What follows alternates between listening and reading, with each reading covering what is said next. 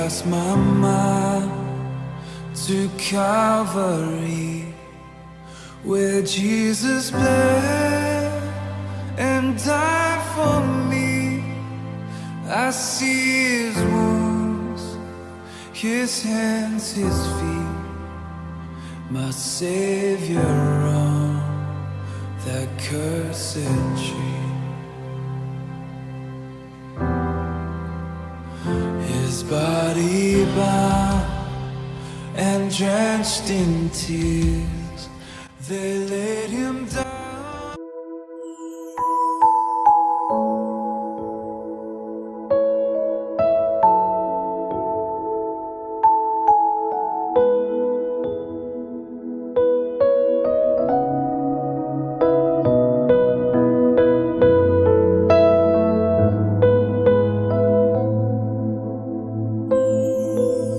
Sungguh besar setiamu, kau nyatakan bagiku. Kau Bapa yang selalu mengerti isi hatiku. Kemuliaan-Mu kau janjikan, aku tetap percaya, ku percaya janji-Mu ajaib, terukir dalam kehidupanku. Ku berserah di dalam kekuatanku, hanya Kau segalanya bagiku. Ku percaya janji-Mu ajaib, terukir dalam kehidupanku. Ku berserah di dalam kekuatanku, ku percaya.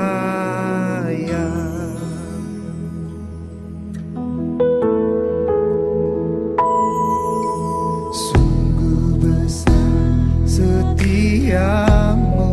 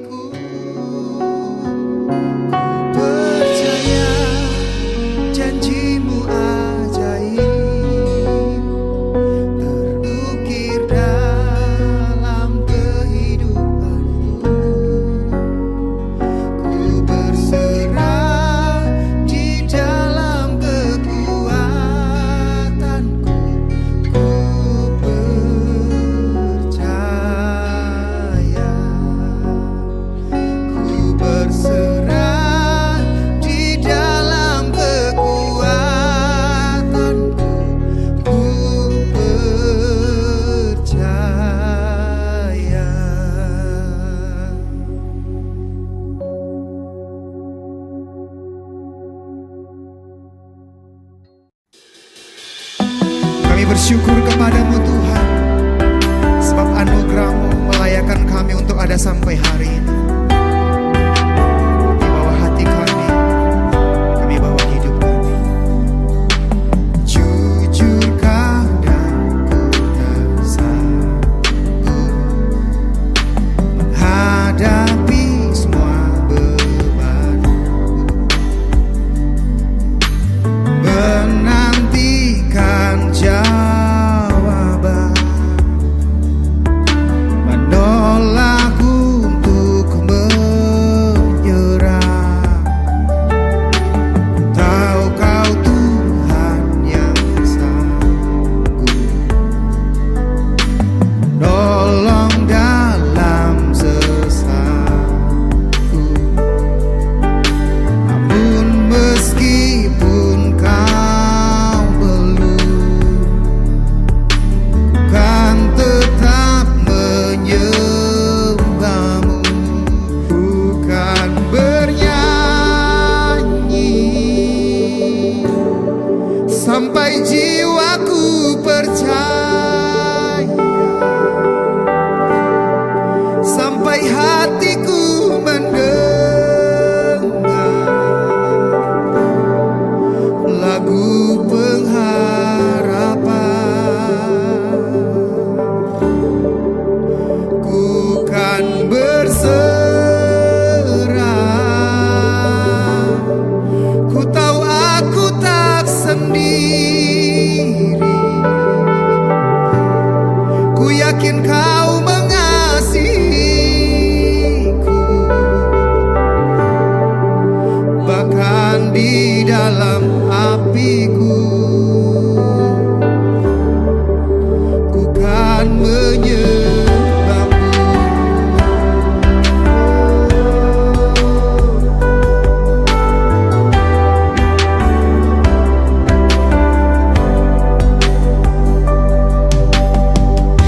Jujur kadang ku tak sanggup menghadapi semua bebanku,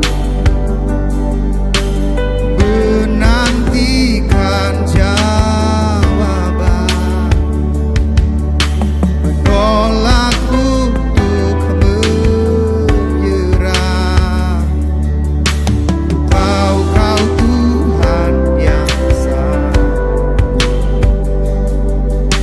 menolong dalam sesatku. Namun meskipun Kau belum, kan tetap menyembah-Mu. Bukan bernyanyi sampai jiwaku percaya, sampai hatiku mendengar lagu pengharapan. Ku kan berserah, ku tahu aku tak sendiri. Ku yakin Kau mengasihiku, bahkan di dalam apiku. Kan menyembah-Mu. Kami akan menyembah Engkau Tuhan Yesus, sebab Kau yang layak, sebab Kau yang layak disembah Yesus. Kami menyembah. Ku kan bernyanyi sampai jiwaku percaya, sampai hatiku mendengar lagu pengharapan. Oh, ku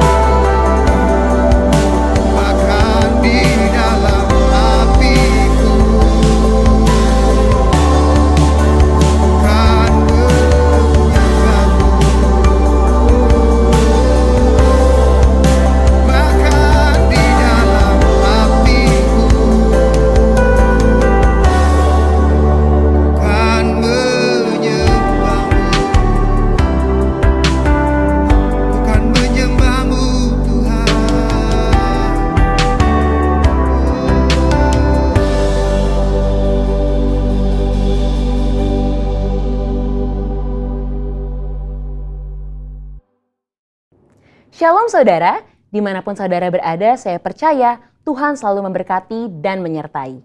Memasuki bulan Februari, keluarga besar kita GBI Jalan Jenderal Gatot Subroto selalu mempraktekkan persembahan sulung sebagai persembahan yang terbaik kepada Tuhan.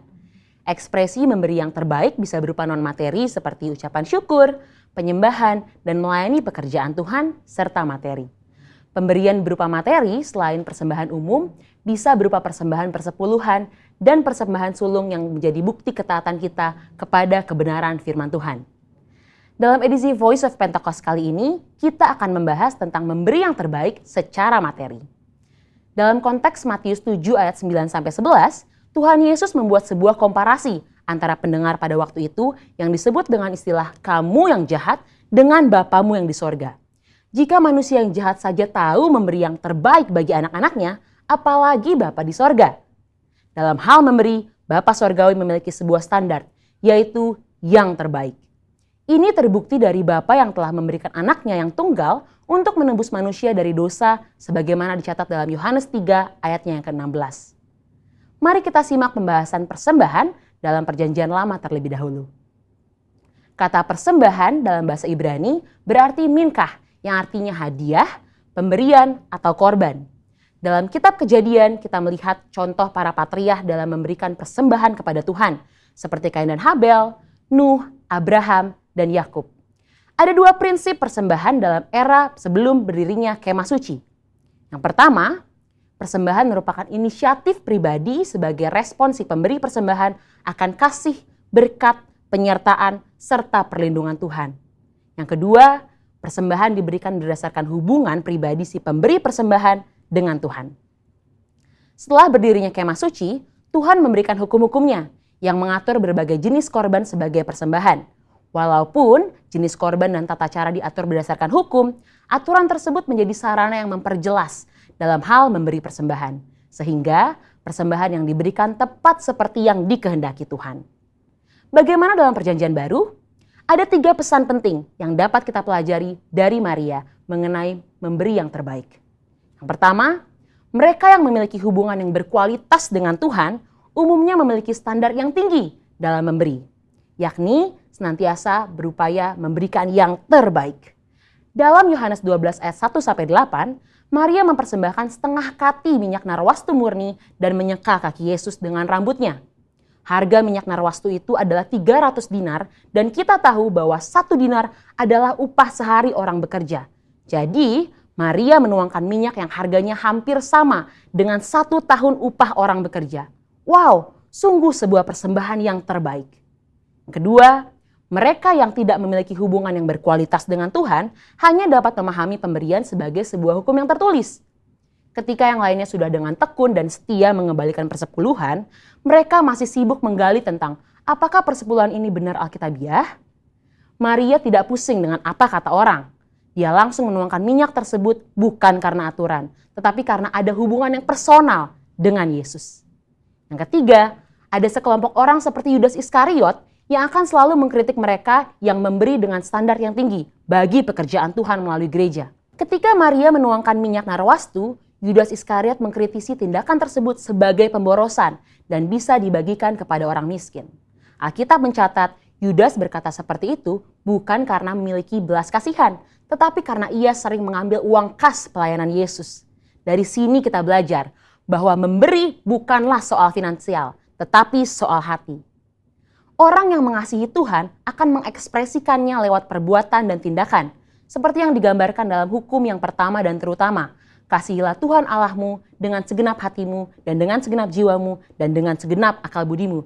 Dan kasihilah sesamamu manusia seperti dirimu sendiri. Ketika kita mengalami kasih yang besar dari Yesus seperti Maria, maka kita hanya akan memiliki satu standar dalam memberi, yaitu yang terbaik. Ini karena kita tahu dan sungguh sadar bahwa sebesar apapun pemberian yang bisa kita berikan, tidak akan mampu membalas apa yang sudah Tuhan Yesus lakukan di dalam hidup kita. Salah satu ekspresi pemberian terbaik yang dilakukan oleh keluarga besar GBI Jalan Jenderal Gatot Subroto sejak awal adalah persembahan sulung. Persembahan sulung yang umumnya dilakukan pada bulan Februari setiap tahunnya adalah salah satu bentuk disiplin rohani, baik dalam hal jumlah, nilai persembahan, dan terlebih dalam hal kemurahan hati. Secara angka atau persentase, memberi seluruhnya atau 100% tentu adalah nilai yang sangat tinggi atau kita sebut dengan standar yang terbaik. Ini bukan berbicara soal angka saja, lebih dari itu, ini berbicara tentang hati. Salah satu contoh lainnya dalam memberi yang terbaik selain Maria di Yohanes 12 adalah jemaat di Makedonia dalam 2 Korintus 8. Di tengah kesukaran dan kemiskinan, justru sukacita mereka berlimpah, bahkan mau memberi melampaui kemampuan mereka membantu jemaat di Yerusalem. Pesan utama dari cerita ini adalah kasih karunia Tuhan mentransformasi hati dan memampukan jemaat di Makedonia untuk memberi melampaui keterbatasan mereka. Saudara, kita telah melihat dari Perjanjian Lama bahwa Tuhan menghendaki pemberian atas dasar kerelaan dan sebagai respon terhadap kebaikannya. Di dalam Perjanjian Baru kita belajar 2 contoh, yaitu Maria yang berani memberikan persembahan yang mahal harganya di kaki Yesus karena dia telah merasakan kasih Tuhan, dan dari jemaat di Makedonia dengan sukacita dan kerelaan memberi yang terbaik, bahkan melampaui kemampuan mereka. Mari kita memberi yang terbaik bagi Tuhan sebagai respon atas kasih, berkat, penyertaan dan perlindungan Tuhan di dalam hidup kita yang didasari oleh iman kita kepadanya. Saudara, untuk penjelasan lebih lengkapnya dari tim teologi kami, jangan lupa buka link yang ada di atas atau scan QR Code yang tersedia. Selamat memberi yang terbaik, Tuhan Yesus memberkati.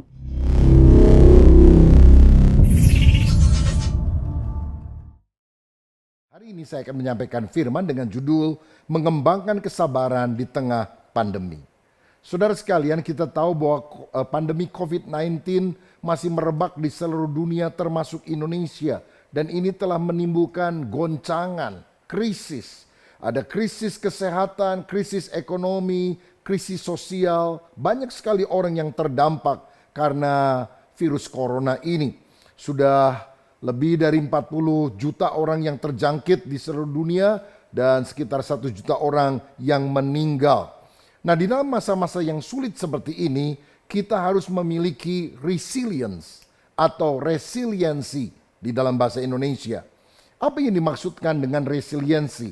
Itu adalah ketahanan mental, kemampuan untuk kita bisa beradaptasi dalam tekanan dan bisa mengatasinya dengan penuh kemenangan. Dibutuhkan sikap batin yang teguh menghadapi segala tantangan. Kita harus belajar sabar di saat sukar sampai akhirnya kemenangan kita dapatkan. Resilient ini bisa diumpamakan seperti daya pegas sebuah per. Ketika per itu diinjak tampaknya akan merosot, mengecil, tetapi dia akan kembali lagi pada posisi yang sebelumnya. Atau seperti daya lentur karet gelang yang ketika diregangkan tidak mudah putus tetapi makin berkembang. Nah, Tuhan juga ingin agar kita menjadi orang-orang yang ibarat bola basket yang ketika dilemparkan ke bawah dengan keras, dia justru akan melejit ke atas. Jangan seperti bola kristal yang kalau dilemparkan, dia pecah berantakan. Nah, kalau saya baca di dalam Alkitab, salah satu tokoh yang punya resiliensi yang kuat, yang tangguh adalah Daud. Dalam 1 Samuel 30 ayat 1-6 dikisahkan bagaimana satu kali orang Amalek menjarah harta mereka, membakar kota Ziklag, dan kemudian istri serta anak-anak mereka ditawan oleh musuh ini. Dan anak buah Daud juga begitu kecewa sehingga akan melempari Daud dengan batu. Tetapi dalam kondisi semacam ini, Daud menguatkan kepercayaannya kepada Tuhan Allahnya. Sehingga akhirnya dia bisa membalik keadaan. Dia bisa mengejar dan mengalahkan orang Amalek tersebut. Bahkan tentara Daudlah yang kemudian menjarah harta benda Amalek. Jadi bukannya buntung melainkan untung karena punya keteguhan hati yang luar biasa. Nah, saya tahu bahwa masa pandemi ini merupakan masa padang gurun, masa sukar di dalam kehidupan. Seperti orang Israel ketika keluar dari Mesir tidak langsung sampai pada the promised land, tanah perjanjian. Mereka harus berputar melalui padang gurun. Kalau kita baca dalam Keluaran 13 ayat 18 dikatakan, tetapi Allah menuntun bangsa itu berputar melalui jalan di padang gurun menuju ke laut Teberau. Dengan siap sedia berperang berjalanlah orang Israel dari tanah Mesir. Nah, untuk berkemenangan di tengah masa padang gurun dan tidak mati di tengah perjalanan, ada beberapa pemahaman yang harus kita miliki. Yang pertama, kita harus sadar bahwa masa padang gurun adalah masa ujian.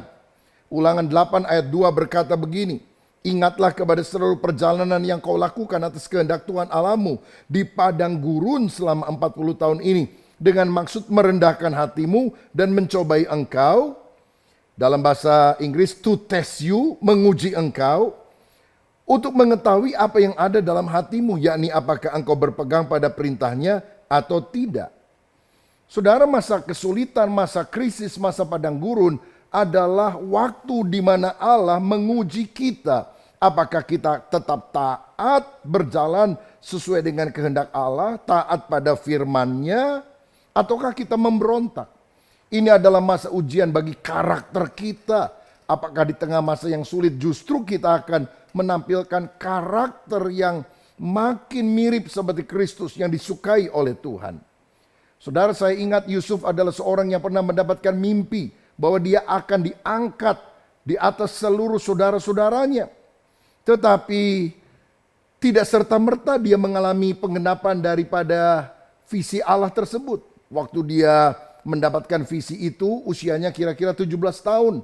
Tetapi 13 tahun kemudian dia mengalami kesulitan. Dibenci oleh saudaranya, dijual sebagai budak ke Mesir, difitnah oleh istri Potifar, dimasukkan penjara, dilupakan oleh juru minuman istana yang telah ditolongnya.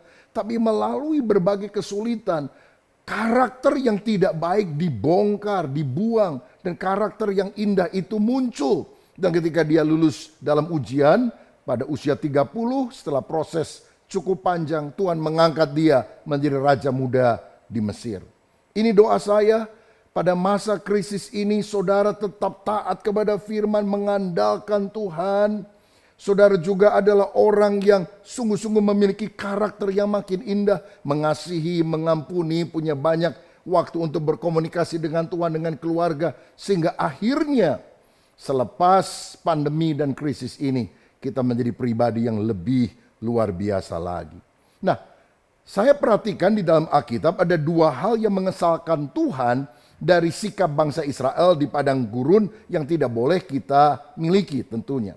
Yang pertama, orang Israel di padang gurun ingin kembali ke Mesir. Dulu nangis-nangis minta tolong Tuhan dikeluarkan dari Mesir. Sekarang sudah keluar dari Mesir malah menyalahkan Tuhan. Nah, banyak kali kita juga berpikir, aduh kapan ya saya bisa balik pada old normal, yaitu keadaan sebelum kita mengalami pandemi ini. Tapi coba saudara pikir betul, apakah dulu itu normal dan sekarang ini abnormal? Saudara dulu bangun pagi sampai jauh larut malam, ya bekerja banting tulang peras keringat, istilahnya kepala di bawah kaki di atas. Kita mengejar prestis dalam kehidupan kita, jarang ada di rumah. Sehingga kita tidak punya waktu untuk Tuhan, tidak punya waktu untuk keluarga, bahkan kekurangan waktu untuk diri sendiri. Kehidupan kita menjadi dangkal, menjadi cetek. Karena kesibukan tidak berarti efektivitas, produktivitas. Dan seringkali kita mengalami kedangkalan iman karena kita terlalu sibuk. Sekarang Tuhan mengizinkan kita banyak stay at home. Ada banyak waktu untuk Tuhan, untuk keluarga. Bukankah seharusnya kita mengucap syukur untuk hal ini? Dan jangan pernah kembali pada sikap hidup yang terlalu sibuk, tapi menyebabkan kehidupan yang kosong dan hampa. Nah, sikap yang kedua yang tidak disukai Tuhan pada masa padang gurun adalah bersungut-sungut. Orang Israel itu suka ngomel, menggerutu, ngomong negatif. Dan kalau saudara melakukan hal itu, ingat, hal itu sangat tidak menyukakan hati Tuhan. Tuhan ingin agar kita belajar bersyukur di tengah pandemi ini. Bukannya karena saudara tidak punya masalah, maka kita bersyukur. Tapi kalau kita banyak bersyukur, masalah kita akan diselesaikan oleh Tuhan. Bukannya keluarga kita sudah harmonis, sudah rukun, maka kita bersyukur. Tapi kalau kita banyak bersyukur, keluarga kita akan lebih harmonis. Bukannya karena kita punya uang banyak, nggak kekurangan, maka kita bersyukur. Tapi kalau saudara banyak bersyukur, bahkan pada masa sulit ini, lihat pintu berkat Tuhan akan buka di dalam kehidupan saudara. Nah, jadi ini pandangan yang harus kita miliki pada masa padang gurun ini. Masa ini merupakan masa ujian. Tetapi masa padang gurun juga yang kedua adalah masa belajar. Belajar untuk apa? Yang pertama belajar memegang kebenaran firman. Lukas 4 ayat 1 berkata, Yesus yang penuh dengan Roh Kudus kembali dari sungai Yordan lalu dibawa oleh Roh Kudus ke padang gurun. Siapa yang membawa Yesus ke padang gurun? Bukan setan, Roh Kudus yang membawa dia ke padang gurun. Dan dia dicobai oleh iblis. Tapi Yesus berkemenangan karena 3 pencobaan iblis itu selalu dilawan dengan perkataan, ada tertulis, ada tertulis, ada tertulis. Yesus tahu benar kebenaran firman dan kemudian dia menggunakan firman ini untuk melawan setiap godaan. Jadi kalau ada godaan-godaan untuk saudara kompromi dengan dosa, menyimpang dari kebenaran, ingatkan diri kita dan katakan kepada iblis, ada tertulis. Misalnya orang ada yang jelek-jelekin kita, lalu setan mulai bilang, oh hajar saja. Kita bilang, ada tertulis, kasihlah musuhmu, berdoalah untuk orang yang menganiaya kamu. Maka iblis akan pergi. Tetapi masa padang gurun juga merupakan masa belajar, yaitu belajar mendengarkan suara Tuhan. Lukas 3 ayat 2 berkata, pada waktu Hanas dan Kayafas menjadi imam besar, datanglah firman Allah kepada Yohanes, anak Zakaria di padang gurun. Kapan Yohanes mendengarkan suara Tuhan? Ketika dia berada di padang gurun. Dia meluangkan banyak waktu menjadi peka akan petunjuk Tuhan. Saya percaya, domba itu harus mendengar suara gembala. Tuhan hari-hari ini sedang berbicara kepada saudara. Mungkin tidak audible di telinga kita, tapi dia bisa memberikan suara di dalam hati nurani kita, memberikan impresi di dalam batin kita, memberikan petunjuk dengan kegelisahan kalau itu bukan kehendak Tuhan, atau sebaliknya damai sejahtera ketika kita taat kepada kebenaran firman. Saudara, gunakan waktu ini untuk banyak duduk, menyembah, berdoa, memuliakan nama Tuhan. Sehingga Tuhan berbicara lewat Alkitab dan juga Roh Kudus di dalam batin kita. Kemenangan kita juga akan peroleh di masa pandemi ini. Kalau di masa padang gurun ini, kita juga memandang bahwa masa padang gurun adalah masa mengalami Tuhan. Saudara, kita ingat ketika Israel ada di padang pasir, dia dituntun oleh kehadiran Tuhan. Lewat apa? Tiang awan dan tiang api. Sehingga karena Tuhan hadir, mujizat terjadi. Mereka nggak bisa bercocok tanam. Tapi Tuhan kirim mana roti dari sorga selama 40 tahun. Pakaiannya tidak rusak, kaki tidak bengkak, sepatunya masih bagus saja. Kalau bukan Tuhan, bagaimana mungkin ini terjadi? Saya yakin bahkan pada masa sulit, mujizat penyediaan Tuhan masih tetap tersedia untuk saudara. Saya ingat ada seorang jemaat kami yang punya hotel dan dalam masa pandemi ini, siapa yang mau nginep di hotel seperti yang dimilikinya? Tapi dia berkerinduan tidak mau memecat karyawannya. Lalu dia mulai berpikir, dia punya kebiasaan juga membuat makanan, membuat kue. Jadi dia gerakan seluruh pekerjaannya itu untuk membuat makanan-makanan dan menjualnya. Dan ternyata cukup laris. Sehingga akibatnya mereka pada masa sepi pelanggan hotel, mereka punya bisnis baru. Sehingga mereka bisa kembangkan dengan baik. Saya yakin kalau pandemi ini sudah berlalu, maka bisnis hotel dan bisnis makanan dua-duanya akan jalan dengan baik. Saudara, mujizat masih terjadi. Kalau Elia bisa dipelihara oleh Tuhan di padang gurun, pada masa kelaparan dia diberi makan melalui burung gagak yang selalu datang pagi dan petang membawa hamburger, roti dan daging. Tuhan juga akan pelihara saudara pada masa sulit ini. Tetapi yang paling penting pada masa padang gurun ini ada satu sikap yang perlu dikembangkan, yaitu kesabaran atau ketekunan. Kita harus sadar bahwa masa padang gurun ini sementara. Kita memang harus melewati masa padang gurun. Tetapi itu bukan tujuan akhir. Karena tujuan akhir yang ditempuh dalam perjalanan orang Israel pada waktu itu adalah tanah Kanaan. Kecuali saudara orang Beduin. Orang Beduin itu memang tinggalnya di padang pasir. Tapi kita kan Israel rohani, bukan Beduin rohani, saudara sekalian. Jadi kita memang melintasi masa yang gersang, tapi tujuannya tanah yang penuh dengan susu madu. Tanah yang subur yang diberkati oleh Tuhan sendiri. Nah, karena itulah pada masa yang sulit, jangan kecewa, jangan putus asa. Katakan dengan iman, this too shall pass. Semua ini akan berlalu. Di balik awan ada mentari yang berseri. Sehabis hujan ada pelangi yang menanti. Tak selamanya mendung itu kelabu. Habis gelap terbitlah terang. Dan itulah yang akan dialami oleh orang yang bersabar, bertahan di tengah kesulitan. Nah, kalau saya baca di dalam Yakobus 5 ayat 7-11, ada petunjuk firman Tuhan yang kita harus taati, bagaimana kita harus mengembangkan karakter yang benar di tengah masa pandemi ini. Dikatakan begini, karena itu saudara-saudara bersabarlah sampai kepada kedatangan Tuhan. Sesungguhnya petani menantikan hasil yang berharga dari tanahnya, dan ia sabar sampai telah turun hujan musim gugur dan hujan musim semi.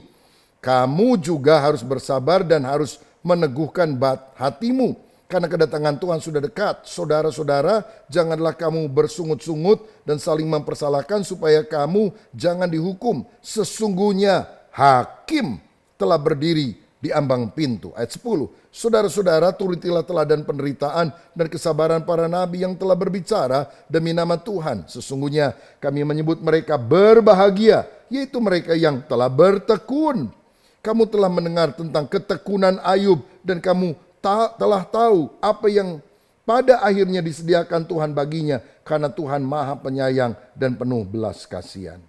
Saya temukan kata bersabar atau makrotumia di dalam bahasa Yunani itu 4 kali dalam perikop ini, dan kata bertekun hupomone 2 kali.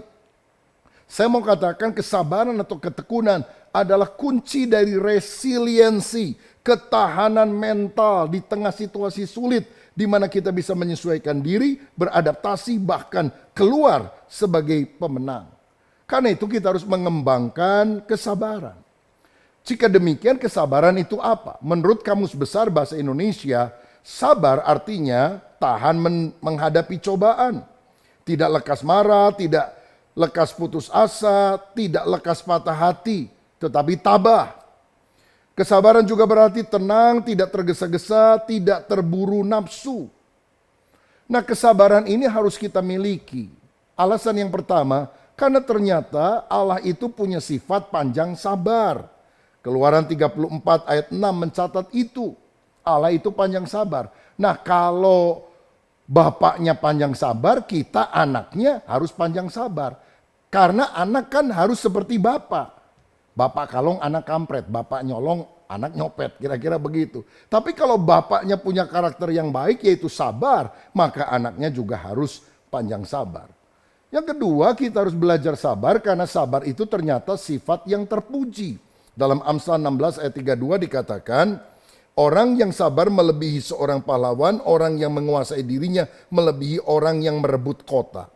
Tahukah saudara, musuh yang paling besar itu bukan musuh di luar, tapi musuh di dalam, yaitu diri sendiri. Ada banyak orang bisa menaklukkan masalah di luar, tapi dia tidak bisa menaklukkan dirinya sendiri, tidak bisa mendisiplin diri. Karena itulah orang yang sabar lebih hebat daripada pahlawan yang bisa mengalahkan kota yang ada di luar. Karena itu mari kita belajar sabar. Yang ketiga, kita perlu memiliki kesabaran karena ternyata itu adalah buah roh. Menurut Galatia 5 ayat 22 dan 23, buah roh adalah kesabaran. Dan buah roh adalah sifat yang dihasilkan oleh orang yang hidupnya melekat kepada Kristus. Jadi kalau kita sabar, kita makin serupa seperti Kristus. Tapi kalau saudara nggak sabar, gampang ngamuk, gampang meledak, impulsif, mudah marah, karaktermu tidak makin mirip seperti Tuhan, saudara. Nah, karena kesabaran itu sangat penting, kesabaran itu harus nyata dalam aspek apa saja. Yang pertama saya lihat bahwa kita harus sabar terhadap sesama. Kolose 3 ayat 13 berkata demikian, sabarlah kamu seorang terhadap yang lain dan ampunilah seorang akan yang lain apabila yang seorang menaruh dendam terhadap yang lain. Sama seperti Tuhan telah mengampuni kamu, kamu perbuat jugalah demikian. Tuhan mau kita sabar terhadap sesama. Siapa sesama yang paling sering membuat hati kita jengkel? Orang jauh atau orang dekat? Orang dekat, saudara sekalian. Siapa yang paling bisa bikin jengkel suami? Istri. Siapa yang paling banyak bikin jengkel istri? Suami. Saudara tahu ada suami kalau di kantor gagah ngomong keras, dia bicara seperti singa dari Yehuda. Tapi kalau di rumah dia takut sama singa betina. Itu bininya yang galaknya luar biasa.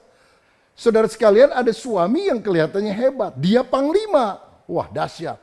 Tapi saudara tahu istrinya pang-6, lebih sakti istrinya.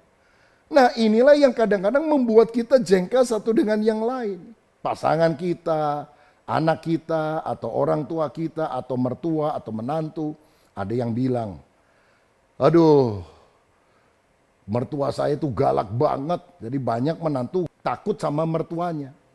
Tapi saya diberitahu orang sekarang, oh keliru Pak. Kalau zaman dulu menantu takut sama mertua. Zaman sekarang mertua yang takut sama menantu. Galakan menantunya daripada mertuanya. Waduh, repot juga. Karena itu kita harus belajar sabar terhadap sesama. Nah, kalau orang sabar, dia akan belajar menerima kekurangan dan cacat celah orang lain. Tidak cepat marah atau emosi, tapi bisa menahan diri. Amsal 15 ayat 18. Si pemarah membangkitkan pertengkaran, tetapi orang yang sabar memadamkan perbantahan. Dia juga tidak membalas kejahatan dengan kejahatan. Hidup penuh dengan dendam, tapi belajar mengampuni. Alkitab berkata, kasihlah musuhmu, berdoalah untuk orang yang menganiaya kamu. Siapa yang tampar pipi kanan, kasih kepadanya pipi kiri.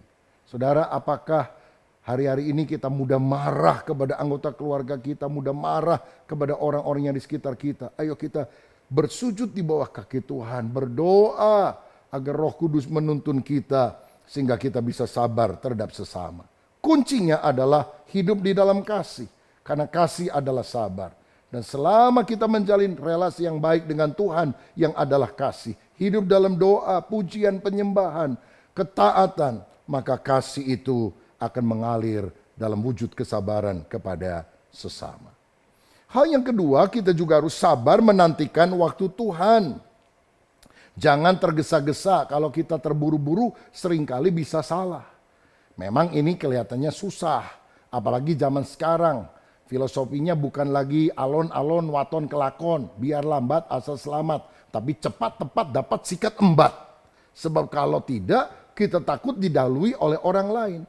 Tetapi seringkali karena kita terburu-buru, ada banyak kesulitan yang kita hadapi. Tahukah saudara, ada dua hal yang sangat dibutuhkan untuk kita menerima janji Tuhan. Dalam Ibrani 6 ayat yang ke-12, dua hal itu dikatakan, agar kamu jangan menjadi lamban tetapi menjadi penurut-penurut mereka yang oleh iman dan kesabaran mendapat bagian dalam apa yang dijanjikan Allah. Yang pertama, kita harus punya iman untuk mendapatkan janji Allah. Percaya bahwa Tuhan akan menggenapi janjinya. Tetapi yang kedua, mesti sabar.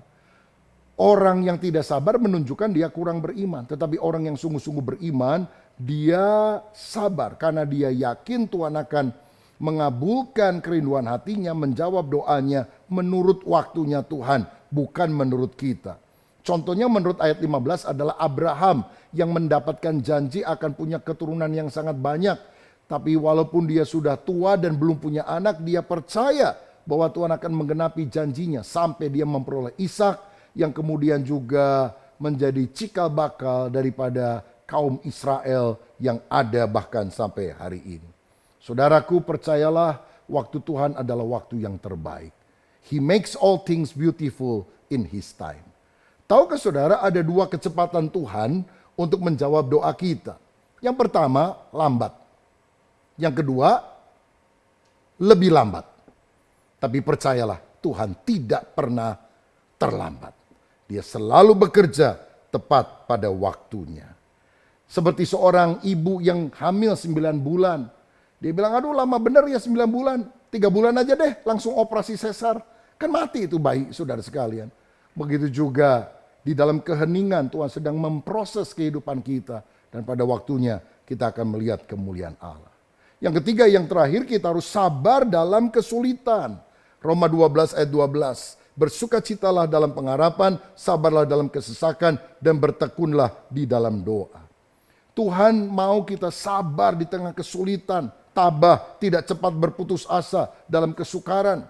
Yakobus 1 ayat 2 sampai 4 berkata, Saudara-saudaraku, anggaplah sebagai suatu kebahagiaan apabila kamu jatuh ke dalam berbagai-bagai pencobaan. Sebab kamu tahu bahwa ujian terhadap imanmu itu menghasilkan ketekunan. Dan biarlah ketekunan itu memperoleh buah yang matang supaya kamu menjadi sempurna dan utuh dan tak kekurangan suatu apapun.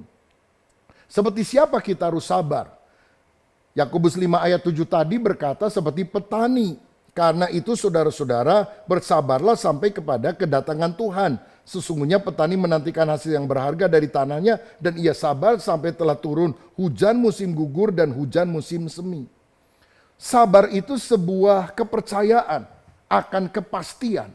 Seperti petani kalau dia menabur sekarang dia tidak akan menuai besok. Dia mesti menunggu. Menunggu apa? Panen pada waktunya. Karena akan turun hujan musim gugur dan hujan musim semi. Kalau lagi musim gugur, musim rontok, rontok semuanya. Mungkin keuanganmu lagi rontok, mungkin ada yang kesehatannya sedang rontok. Tapi bertekunlah karena musim semi akan muncul, akan berkembang, berbunga, berbuah lagi. Dan itulah yang Tuhan akan berikan bagi orang yang sabar. Contoh yang kedua adalah Ayub. Dalam ayat yang ke-11 dikatakan, Ayub adalah teladan ketekunan. Dia punya 10 anak mati, seluruh harta habis. Bahkan istrinya mencela dia dan bilang, udah mati aja Ayub. Saudara, tapi Ayub tetap kuat bertahan di tengah kesulitan. Tidak pernah mengata-ngatai Tuhan dengan tidak patut. Malah di dalam Ayub 23 ayat 10 dia berkata, sebab Tuhan tahu jalan hidupku. Seandainya ia menguji aku akan timbul seperti emas.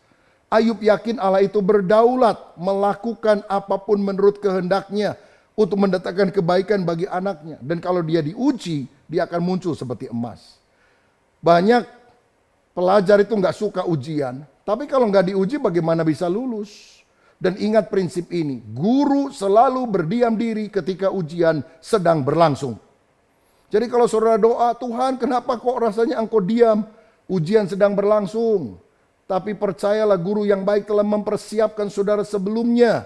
Sehingga ketika tiba waktu ujian, engkau sanggup untuk mengatasi semuanya. Tahukah saudara, Ayub bilang tadi, aku ini seperti emas yang sedang diuji oleh api. Emas itu kalau ingin dimurnikan harus dikasih cairan namanya flux dan kemudian dibakar. Maka pada derajat tertentu, yang lain akan mulai menyingkir daripada emas. Tembaga, perak, itu akan mulai lepas dari emas. Berapa derajat Celcius yang dibutuhkan untuk memurnikan emas? Bukan 100 derajat Celcius, itu air saudara. Tapi 1064 derajat. Jadi kalau saudara hari-hari ini sedang mengalami pemurnian, aduh panas banget Tuhan, gak tahan. Tuhan bilang baru 100 derajat, tahan, sabar, tekun. Aduh Tuhan ini udah nggak sanggup. Tuhan bilang baru 500, tenang. Wah Tuhan ini panas banget, baru 1000. Tapi kalau sudah 1064, Tuhan akan akhiri, dia tidak akan panaskan sampai 10.000 derajat Celcius, nanti rusak emasnya. Kalau pandai emas saja tahu kapan waktunya, apalagi Tuhan. Dan kalau kita sabar, tekun, seperti Ayub. Pada akhir hidupnya dia diberkati 2 kali lipat. Dia mendapatkan perkenanan Tuhan, dia menjadi teladan bagi kita yang hidup bahkan sampai hari ini. Penutup, apa ganjaran kesabaran? Mahkota kehidupan. Yakobus 1 ayat 12, berbahagialah orang yang bertahan dalam pencobaan, sebab apabila ia sudah tahan uji, ia akan menerima mahkota kehidupan yang dijanjikan Allah kepada barang siapa yang mengasihi dia. Saudara, kalau kita bertekun, sabar, Tuhan menjanjikan mahkota kehidupan. Karena itu pada masa sulit ini, pada masa krisis pandemi, jangan bersungut-sungut, jangan mempersalahkan. Hakim sudah berdiri di muka pintu, kata Tuhan. Ingat Tuhan segera datang. Kita harus mengembangkan karakter yang berkenan kepada Dia. Dan kalau kita ulet, sabar, waktu Dia datang, Dia akan memberikan mahkota kehidupan kepada kita. Siapa di antara saudara yang hari ini sedang mengalami pergumulan dan kau mulai kehilangan kesabaran, kegigihan, keuletan. Berdoa agar Roh Kudus menuntun saudara pada masa padang gurun ini. Sehingga engkau akan muncul sebagai pemenang. Mari kita berdoa. Bapa, hamba-Mu sudah menyampaikan firman-Mu. Hamba berdoa untuk anak-anak-Mu yang sedang mengalami kesulitan, tantangan, dan masalah. Teguhkan batin kami. Kami tidak mau putus asa. Kami tidak mau mendengar bisikan iblis yang berkata, Tuhan meninggalkan kamu, Tuhan tidak mengasihi kamu. Kami percaya Tuhan itu selalu beserta kami.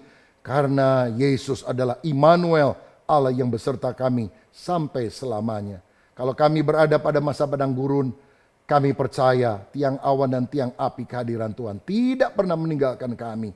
Dan Tuhan akan membawa kami lepas dari masa padang gurun menuju tanah perjanjian yang penuh dengan berkat rohani dan jasmani. Berkat-Mu atas kami dalam nama Tuhan Yesus Kristus. Haleluya. Saudara-saudari yang dikasihi seluruh jemaat Tuhan, mari kita tundukkan kepala, kita berdoa syafaat bagi bangsa kita Indonesia yang kita cintai. Kita rindu bangsa kita tetap bersatu. Kita rindu bangsa kita bisa melewati masa-masa yang sulit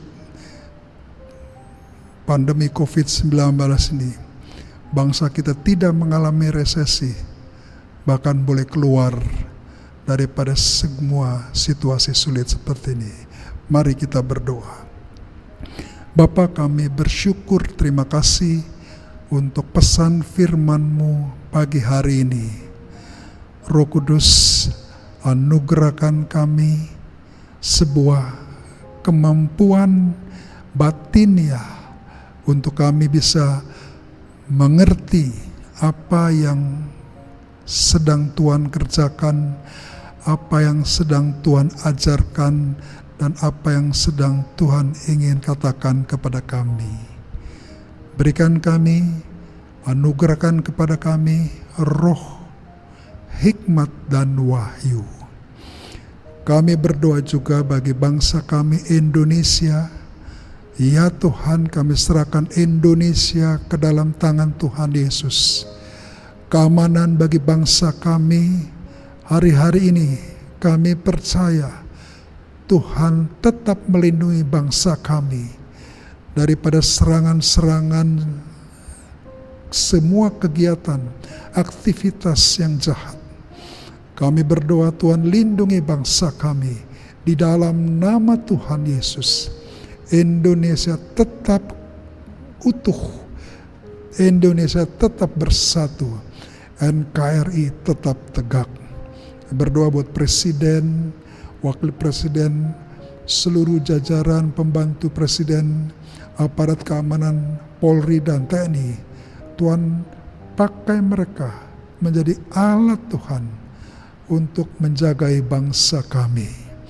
Kami juga berdoa juga untuk para pemimpin-pemimpin rohani kami, Gembala Pembina kami, Bapak Pendeta Insinyur Niko Nyoto Raharjo bersama wakil-wakilnya, Gembala Rayon kami, Pak Weko Mulyono. Kiranya kasih karunia Tuhan selalu menyertai mereka, melindungi kehidupan mereka. Kami juga berdoa Tuhan bagi seluruh keluarga jemaat Tuhan yang pagi hari ini mengikuti kebaktian online. Ya Tuhan, lindungi kami semua dalam kasih karunia Tuhan. Berkati kehidupan kami senantiasa ada di dalam pemeliharaan Tuhan. Jemaat Tuhan, mari kita angkat tangan kita, kita buka hati kita untuk siap menerima berkat Tuhan. Terimalah berkat Tuhan yang berlimpah-limpah, kasih karunia Tuhan Yesus yang Dia berikan dalam kehidupan kita untuk menjaga dan melindungi kita bersama-sama dalam persekutuan yang manis dengan Roh Kudus, selalu menyertai, menuntun dan membimbing kita hari lepas hari, mulai hari ini sampai Tuhan Yesus datang menjemput kita di awan-awan yang mulia. Yang percaya kita sama-sama katakan amin. I cast my mind to Calvary, where Jesus bled and died for me. I see his wounds, his hands, his feet.